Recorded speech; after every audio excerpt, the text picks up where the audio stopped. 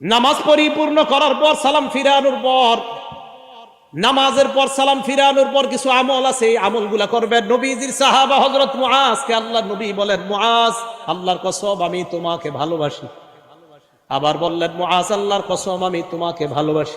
সাহাবা নবীর যেটা কর কথা উল্টা নবী সাহাবারে কয়, আমি তোমাকে ভালোবাসি, আমি তোমাকে ভালোবাসি। নবী সাহাবারে কয় ভালোবাসার দাবি নি বলিলা তাদান্না দুবরা কুল্লি সালাতিন মাকতুবা আন তাকুলা আল্লাহুম্মা আইন্নি আলা যিকরিকা ওয়া শুকরিকা ওয়া হুসনি ইবাদাতিক।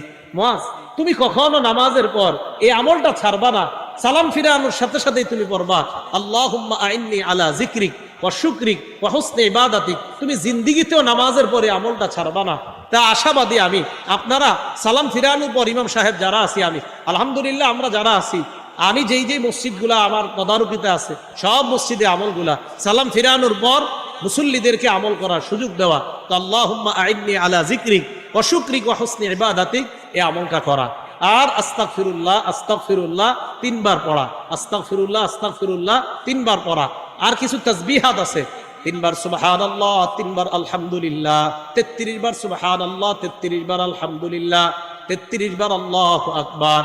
99 হওয়ার পর 34তম বারে পড়বেন, মানে 34তম বার মানে আল্লাহু আকবার 33 বার বলার পর 34তম, আর 3 33 99 হওয়ার পর 100তম বারে পড়বেন লা ইলাহা ইল্লাল্লাহু ওয়াহদাহু লা শারীকা লাহু লাহুল মুলকু ওয়া লাহুল হামদু ওয়া হুয়া আলা কুল্লি শাইইন কাদির।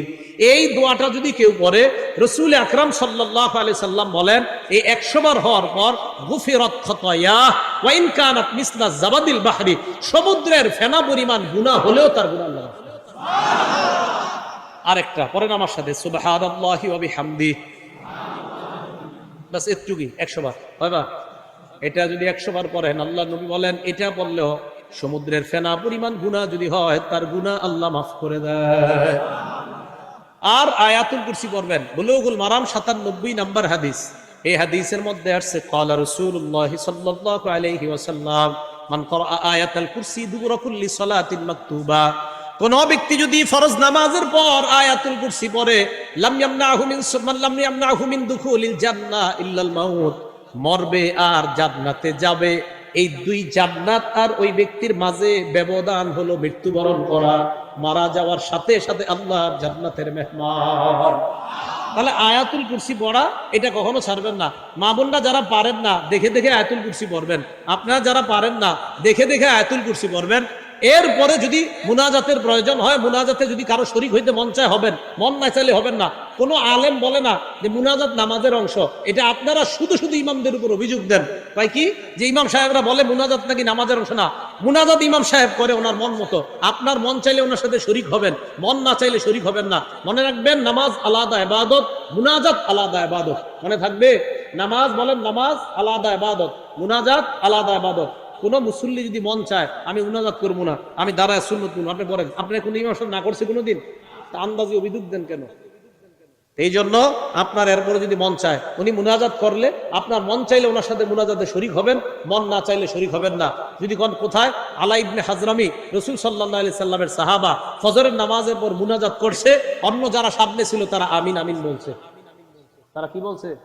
আমিন আমিন বলছে। এটা বলার পরে এখন কি বলবে জানেন না অনেকে, হুজুর উনি তো ক্ষেত্র বিশেষ মুনাজাত করছে। অনেকে বলবে কি ক্ষেত্র? তখন বলবে আলা হাজরামি, নবীর সাহাবা আলা হাজরামি তখন বিপদ ছিল খুব, ওই বিপদ থেকে মুক্তির জন্য ফজরের পরে মুনাজাত করছে। আমি জানি এই কথাটা অনেকে বলবে যে আলা হাজরামি বিপদে ছিল, বিপদ থেকে মুক্তির জন্য মুনাজাত করছে। আমরা মুসলমানরা কি কম বিপদে আছি? যদি বলেন না আমি তো হুজুর পুরো বিপদ মুক্ত, তো ঠিক আছে মাশাআল্লাহ, আপনি খতিব হয়ে যান মসজিদে, কিন্তু আপনি এত পেরেশান মুক্ত। একজন খতিব আলোচনা করার আগে হাজারো চিন্তা করে তার একটা আলোচনা করতে হয়। তাহলে মুনাজাত করছে কিনা আলা হাজরামি। বাকি বললাম মুনাজাত এটা বাড়াবাড়ির জিনিসটা, কারো মন চাইলে করবে, কারো মন চাইলে করবে না। আলা হাজরামি উনি ফজরের নামাজের পর মুনাজাত করছে। আল বিদায়া আর নেহায়াতে আছে এই বর্ণনা, লম্বা আলোচনা, ইতিহাসের কিতাবে স্পষ্ট লেখা আছে। তো এই লেখার উপর আবার প্রশ্ন উঠবে অনেকের, হুজুর উনি তো একটা বিপদে ছিল তখন, তাই আমরা মুসলমানরা এখন প্রতি মুহূর্তে বিপদে আছি।